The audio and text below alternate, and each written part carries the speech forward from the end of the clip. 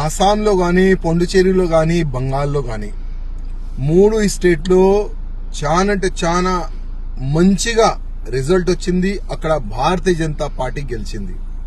కానీ అక్కడ కార్యకర్తలు మంచి సంబరాలు చేసుకుంటున్నారు, వాళ్ళకి అధికారం ఉన్నది. కానీ మన తెలంగాణలో కూడా సంబరాలు చేసుకుంటున్నారు, అర్థమైతే లేదు. ఇంకా ఎన్ని సంవత్సరాలు వేరోళ్ళు పెళ్లి చేసుకుంటే మనం ఇక్కడ డాన్స్ చేయాలి? అర్థమైందా? అంటే ఇంకా ఎన్ని సంవత్సరాలు? బంగాల్ అట్లాంటి స్టేట్ లో భారతీయ జనతా పార్టీ గవర్నమెంట్ వచ్చిందంటే అది చాలా పెద్ద మాట.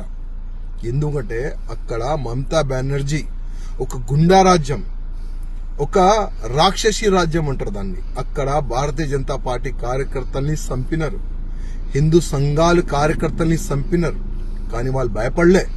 ఎట్టి పరిస్థితిలో బంగాల్లో భారతీయ జనతా పార్టీ గవర్నమెంట్ రావాలే, కాషాయం గవర్నమెంట్ రావాలని ఒక సంకల్పం పెట్టుకొని ప్రాణ త్యాగం పెట్టి వాళ్ళు పనిచేస్తున్నారు. అందుకోసం ఇవాళ బంగాల్లో భారతీయ జనతా పార్టీ గవర్నమెంట్ వచ్చింది.